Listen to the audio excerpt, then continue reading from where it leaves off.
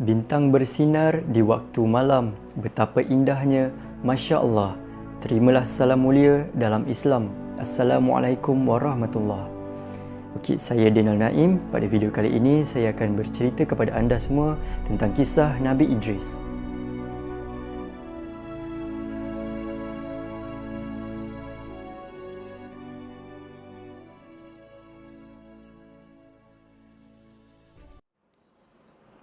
Ramai tak tahu kisah Nabi Idris.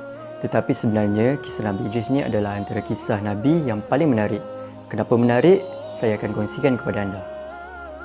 Baik, nama sebenar Nabi Idris ialah Idris bin Yarid. Beliau merupakan seorang yang suka belajar dan mengkaji.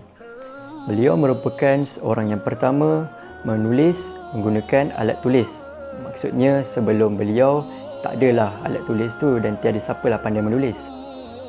Selain itu, Nabi Idris merupakan seorang yang pandai menjahit dan beliau merupakan orang yang pertama mencipta kain menggunakan kapas.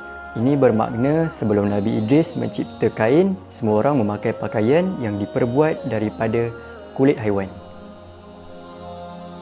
Ada satu kisah di mana ketika Nabi Idris sedang menjahit pakaian, setiap kali sulaman ia akan memuji Allah dengan berkata, Subhanallah walhamdulillah wala ilaha illallah wallahu akbar. Tugas Nabi Idris alaihi salam bukanlah untuk menyebarkan agama ataupun menghentikan syirik. Kerana pada masa itu semua manusia di bumi masih percaya kepada Allah. Tugas Nabi Idris adalah untuk menghentikan corruption ataupun kehancuran seperti berzina, mencuri, penindasan dan sebagainya yang semakin berleluasa terutamanya di kalangan keturunan Qabil. Setelah Nabi Idris melihat kehancuran semakin berleluasa, beliau menubuhkan askar berkuda untuk berperang dengan golongan tersebut. Oleh itu, Nabi Idris merupakan orang yang pertama melakukan peperangan yang bertujuan baik dan baginda memenangi peperangan tersebut. Dengan itu, Allah mengurniakan kepada Nabi Idris bahawa jika manusia membuatkan kebaikan, baginda akan mendapat pahala. Dan yang paling menarik bagi saya adalah kerana malaikat merupakan sahabat baik Nabi Idris. Pada suatu hari, Nabi Idris berkata pada sahabat baiknya, dikatakan Jibril, wallahu a'lam, bahawa baginda ingin berjumpa dengan malaikat maut untuk berunding berkenaan dengan tarikh matinya. Maka dengan izin Allah, malaikat tersebut membawa Nabi Idris terbang ke syurga keempat untuk berjumpa dengan malaikat maut. Setibanya di syurga keempat dan selepas malaikat tersebut memberitahu apakah tujuannya ke sana, lalu malaikat maut pun sangat terkejut kerana mendapat arahan untuk mencabut nyawa Nabi Idris di syurga keempat, di mana ia sangat mustahil kerana Nabi Idris hidup di bumi tetapi nyawanya perlu ditarik di syurga keempat seperti takdirnya. Maka nyawa baginda ditarik di syurga keempat dan disebabkan inilah beliau merupakan satu-satunya manusia yang meninggal di syurga. Begitulah kemuliaan Nabi Idris.